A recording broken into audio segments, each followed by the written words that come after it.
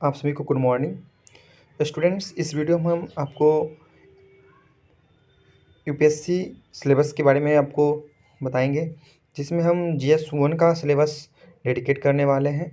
ये आपको बहुत ही इम्पोर्टेंट वीडियो होने वाला है, क्योंकि बहुत सारे ऐसे एस्पिरेंट्स हैं, यूपीएससी एस्पिरेंट्स हैं, जिनको अभी तक जिनकी तैयारी का 1 साल हो गया है, 6 महीने हो गए हैं, उनको अभी तक सिलेबस की ज्ञान नहीं है।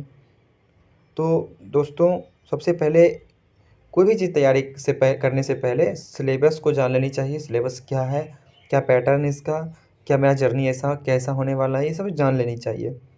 तो स्टूडेंट्स, आज हम इसी सिलेबस के बारे में ये पूरा वीडियो को डेडिकेट करने वाले हैं। तो सबसे पहले आप इस चैनल को सब्सक्राइब कर दें, चैनल को शेयर कर दें, ताकि आपके जो दोस्त हैं उन्हें भी इस चैनल के माध्यम से हेल्प मिल सके। तो स्टूडेंट्स, चलिए इस वीडियो को हम स्टार्ट करते हैं। स्टूडेंट्स, इस वीडियो में हम आपको यूपीएससी GS1 का जो पार्ट है, GS1 में 3 टॉपिक आते हैं। पहला है इतिहास, दूसरा है भूगोल, तीसरा है भारतीय समाज। तो जो पहला है इतिहास, इतिहास के जो सिलेबस है उसके बारे में हम इस वीडियो में बताएंगे आप सभी को। तो स्टूडेंट्स, बिना टाइम व्यर्थ किए हुए हम इस वीडियो को शुरू करते हैं। तो पहला इसमें है, उस सिलेबस में जो सिलेबस दिया गया है उसमें सबसे पहला टॉपिक है भारतीय संस्कृति।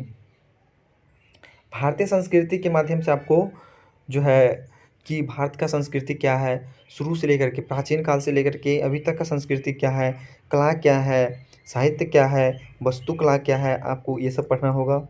दूसरा है 18वीं सदी के लगभग मध्य से लेकर वर्तमान समय तक आधुनिक भारतीय इतिहास, और जो घटना हुआ है, जो घटना हुआ है अभी तक, वो सब के बारे में आपको जानना है। तो इसमें आपको ये होगा कि 18वीं सदी के मध्य क्या होगा, 1750 से लेकर के अभी तक जितनी भी घटना हुए हैं वो सब आपको पढ़ना होगा। इसमें ये मेजर पॉइंट होगा आपका। उसके बाद है स्वतंत्रता संग्राम। स्वतंत्रता संग्राम जो है, जो हमारे आज़ादी के लिए लड़ाई लड़ा गया, जब से राष्ट्रवाद आया, वो पढ़ना होगा आपको। फिर है आपका स्वतंत्रता के पश्चात एकीकरण और पुनर्गठन। स्वतंत्रता तो मिल गई हमको, लेकिन मेरे देश में पुनर्गठन कैसे हुआ, छोटे छोटे राज्य का एक बड़े राज्य में कैसे जोड़ पाए, और फिर हमारा देश में एकीकरण कैसे हुआ, आपको ये पढ़ना होगा। इसी तरह ये तो हम जान गए स्टूडेंट्स। ये तो आपका जो हिस्ट्री का जो सिलेबस है वो आपको हम बताए हैं। हिस्ट्री का जो सिलेबस है ये पूरा हम बताएं आपको। तो इसमें आपको सबसे ध्यान देने बात है कि जो आप पहले पढ़ते होंगे ancient history, modern history, medieval history, ऐसे करके आपको नहीं पढ़ना है। इसमें आपको है भारतीय संस्कृति। भारतीय संस्कृति के बारे में पढ़ना है पहले। भारतीय संस्कृति के अंतर्गत ये सब आते हैं पॉइंट्स। उसके बाद पढ़ना है आपको 18वीं सदी के मध्य से लेकर वर्तमान समय तक का आधुनिक भारत पढ़ना है, उसमें क्या क्या घटना है उसको पढ़ना है। उसके बाद है स्वतंत्रता संग्राम के बारे में पढ़ना है कि स्वतंत्रता संग्राम, राष्ट्रवाद, ये जो भी हैं ये सबको पढ़ना पड़ेगा। फिर स्वतंत्रता के पश्चात के बारे में पढ़ना पड़ेगा, कैसे एकीकरण हुआ, कैसे पुनर्गठन हुआ। तो ये हो गया आपको जो यूपीएससी के सिलेबस में दिया गया है। लेकिन आपके मन में ये बात खटक रही होगी कहीं ना कहीं कि इसको जो है मॉडर्न में कैसे बांटा गया, मिडावल में कैसे बांटा गया, एंशिएंट में कैसा कैसे बांटा गया हमारे इतिहास को। ये तो मन में आप सभी के मन में क्वेश्चन आ रहे होंगे। तो हम ये जानने का कोशिश करते हैं कि ये सब कैसे हो गया। तो भारतीय इतिहास का विभाजन, सबसे पहले हम जानेंगे कि एक जेम्स मिल नाम के व्यक्ति हुआ करते थे, जो सर्वप्रथम 19वीं सदी में भारतीय इतिहास का अध्ययन किया, और उन्होंने हिंदू, मुस्लिम, ब्रिटिश काल में बांटा, जो कि हमारे इतिहास में सांप्रदायिकरण का रूप दिखता है। उसके आगे जो लेखक आए वो जो यूरोपीय मॉडल के आधार पर प्राचीन काल में, मध्यकाल में, आधुनिक काल में नाम दे दिया। अब इसमें ये भी क्वेश्चन उठता है कि हम प्राचीन काल कब से माने, मध्यकाल कब से माने, आधुनिक काल कब से माने। तो इसमें है कि तुर्की शासन की स्थापना के साथ मध्ययुग का आरंभ हुआ, और प्लासी के युद्ध के साथ आधुनिक युग का आरंभ हुआ। ये तो आपको समझ में आ ही जाएगा जब आप इसको इतिहास के बारे में अध्ययन करेंगे। जब आप इतिहास का सिलेबस जब आप डीप में जाकर पढ़ना स्टार्ट करेंगे, या कोई भी कोचिंग इंस्टीट्यूट से पढ़ेंगे, तो आपको ये बात पूरी तरह से क्लियर हो जाएंगे। उसी तरह है कि फिर आगे चल कर के एक मार्क्सवादी लेखक आए, जो कि मध्यकाल तो था ही पहले से, उसमें पूर्व मध्यकाल की अवधारणा दे दी। इसका जो टाइम है, पीरियड है, वो है 750 से 1200 ईस्वी तक के बीच। और उसके बाद जो संशोधनवादी विद्वान आए, उसमें एक और आधुनिक काल से पहले पूर्व आधुनिक काल जोड़ दिया गया, जो 1980 से 1990 के दशक का टाइम पीरियड बताया, वो हो गया पूर्व आधुनिक काल। जो दोस्तों, ये जो मार्क्सवादी लेखक, संशोधनवादी विद्वान, ये सब के बारे में हम एक पिछले वीडियो बना चुके हैं कि हिस्ट्री को किस तरह पढ़े जो आसान हो सके, बोरिंग ना लगे। तो इस चैनल पे जाकर के वो वीडियो आप सभी ज़रूर देख लें, ताकि आपको इतिहास पढ़ने में बोरिंग ना लगे, एक इंटरेस्टिंग सब्जेक्ट के रूप में बन जाए। वो वीडियो आप सभी ज़रूर देखें स्टूडेंट्स, आपको बहुत ही फ़ायदे मिलने वाला है। तो इसके आगे हम अब बात करते हैं आधुनिक भारत के बारे में।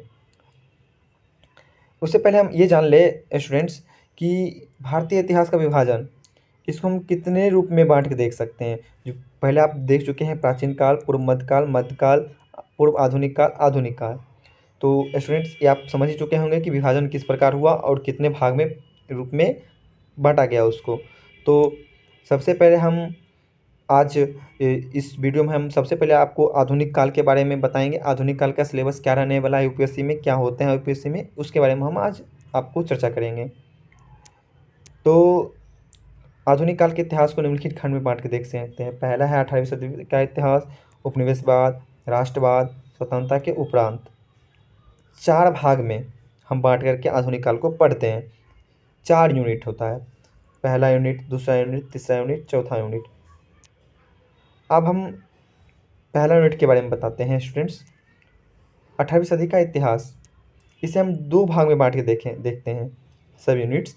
पहला है 18वीं सदी के पूर्वार्ध, 1700 से लेकर 1750 ईस्वी तक। दूसरा है 18वीं सदी का उत्तरार्ध, 1750 से 1800 ईस्वी तक। इसके बारे में आपको पढ़ना होगा। ये जो है आगे हम बता देंगे कि 18वीं सदी की पूर्वार्ध में क्या पढ़ना है, उत्तरार्ध में क्या पढ़ना है, क्या सिलेबस में दिया गया है। ये सब चीज़ आपको इसी वीडियो में आगे मिलने वाला है। अब बताने जा रहे हैं 18वीं सदी का पूर्वार्ध। हमारा बल किन किन पहलुओं पर होने वाला है, 18वीं सदी में हम किन किन पहलू को मेजर करने वाले हैं, किन किन पहलुओं को पढ़ने वाले हैं। सबसे पहले पढ़ना होगा आप सभी को स्टूडेंट्स कि मुगल साम्राज्य का पतन कैसे हुआ, पतन के बारे में पढ़ना होगा। फिर क्षत्रिय राज की स्थापना के बारे में पढ़ना होगा। फिर है मराठे मुगल साम्राज्य को स्थापित करने में क्यों विफल रहे। फिर आपको पढ़ना है 18वीं सदी के पूर्वार्ध के काल में पतन अथवा अवनति का काल माना जाए, अथवा प्रगति या नई संभावनाओं का काल माना जाए, यानी अंधकार का युग माना जाए या प्रगति का युग माना जाए। इसके ऊपर बहुत बड़ा डिबेट है, आपको ये पढ़ना पड़ेगा। फिर आगे आपको पढ़ना पड़ेगा स्टूडेंट्स, इसी के अंतर्गत आप आ जाएगा कि जो नए नए राज है स्टूडेंट्स, जो क्षेत्रीय राज्य की स्थापना हुआ, इसके अंतर्गत आपको पढ़ना पड़ेगा। पहला उत्तराधिकारी राज में आपको पढ़ना पड़ेगा स्टूडेंट बंगाल के बारे में आपको पढ़ना पड़ेगा। फिर आपको अवध के बारे में पढ़ना पड़ेगा। फिर हैदराबाद के बारे में पढ़ना पड़ेगा, हैदराबाद कैसे स्थापना हुआ, उसका कौन कौन सा शासक हुआ, ये सब आपको पढ़ना होगा। फिर आगे एक दूसरा पॉइंट आता है विद्रोही राज। फिर विद्रोही राज जितने हैं, सिख के बारे में आपको पढ़ना पड़ेगा, मराठा के बारे में पढ़ना पड़ेगा। उसके बाद आपको जाट राज, अफगान राज, ये सब के बारे में पढ़ना पड़ेगा। फिर तीसरा आता है मुग़ल की परिधि से बाहर राज, जो मुग़ल साम्राज्य में कभी भी था ही नहीं, मिला ही नहीं, कोई मतलब ही नहीं था, उस राज के बारे में आपको पढ़ना पड़ेगा। ये सब मेजर पॉइंट है। तो इसके अंतर्गत है मैसूर, कालीकट, त्रावणकोर।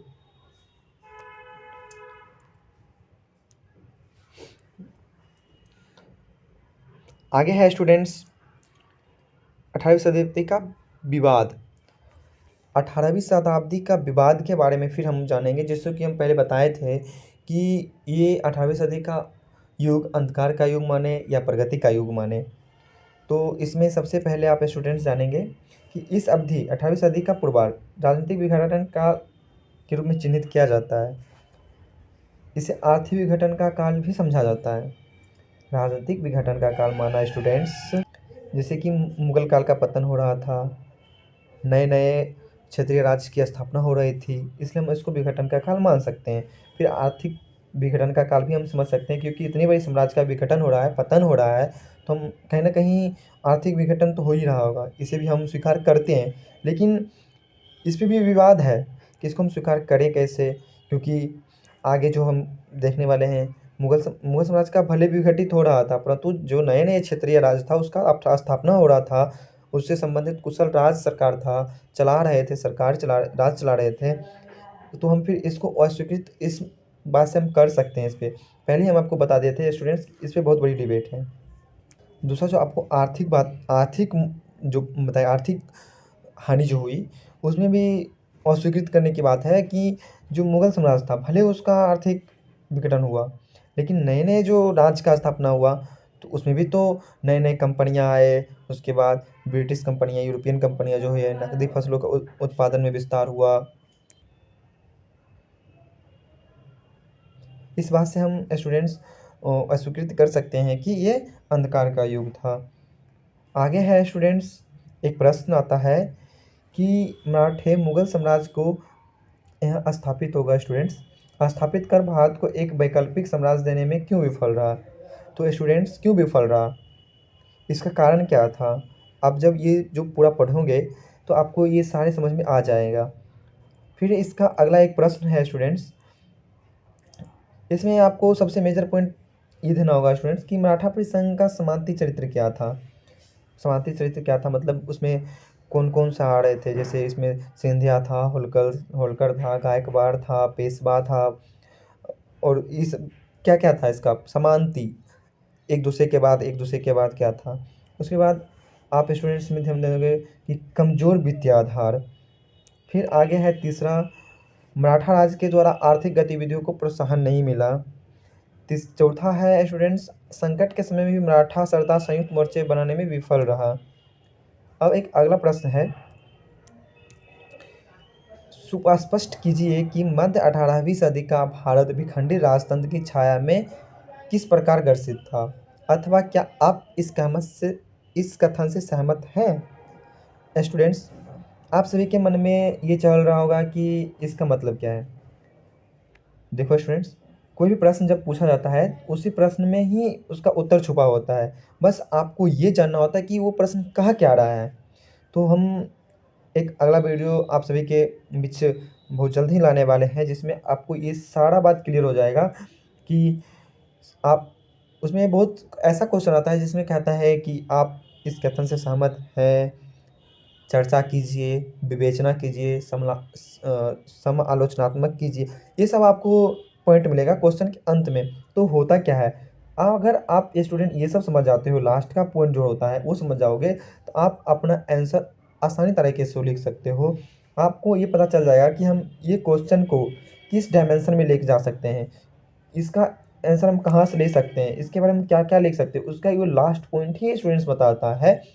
तो इसके ऊपर हम एक वीडियो बनाएँगे, जो आप सभी ज़रूर देखिएगा। इस वीडियो आपके लिए बहुत ही हेल्पफुल होगा। तो चलिए स्टूडेंट्स, इस प्रश्न के बारे में आप सभी से चर्चा करते हैं। ये प्रश्न क्या था, सुस्पष्ट कीजिए कि मध्य 18वीं सदी का भारत विखंडित राजतंत्र की छाया से किस प्रकार ग्रसित था, अथवा क्या आप इस कथन से सहमत हैं? क्या आप इस कथन से सहमत हैं कि सही में विखंडित राजतंत्र छाया 18वीं सदी का भारत विखंडित राजतंत्र की छाया में ग्रसित था? क्या आप इस कथन से सहमत हैं? अगर हैं तो उस पक्ष में लिखिए, नहीं है तो उस पक्ष में लिखिए, नहीं है तो तर्क दीजिए क्यों नहीं है। ये सब आपको इस क्वेश्चन में आंसर आपको लिखना होगा। जिसमें आपको सबसे इम्पोर्टेंट है बहुराज्य व्यवस्था। इसी तरह अगला इसमें पॉइंट है उत्तराधिकारी राज, विद्रोही राज। ये सब आपको जब आप पढ़ोगे, जब आप हिस्ट्री का अध्ययन करोगे, तो ये सब आपको आसानी से समझ में आ जाएंगे। तो दोस्तों, ये वीडियो यहीं पे समाप्त होता है। ये था हमारे आधुनिक भारत का सिलेबस। अगला वीडियो में हम बहुत जल्द लाने वाले हैं मध्यकालीन का सिलेबस, प्राचीन काल का सिलेबस। तो आई होप ये वीडियो आप सभी को अच्छा लगा होगा। तो दोस्तों, मेरे प्रिय छात्र, इस वीडियो को ज़रूर से ज़रूर लाइक करें, शेयर करें और सब्सक्राइब करें। Thank you students, have a nice day.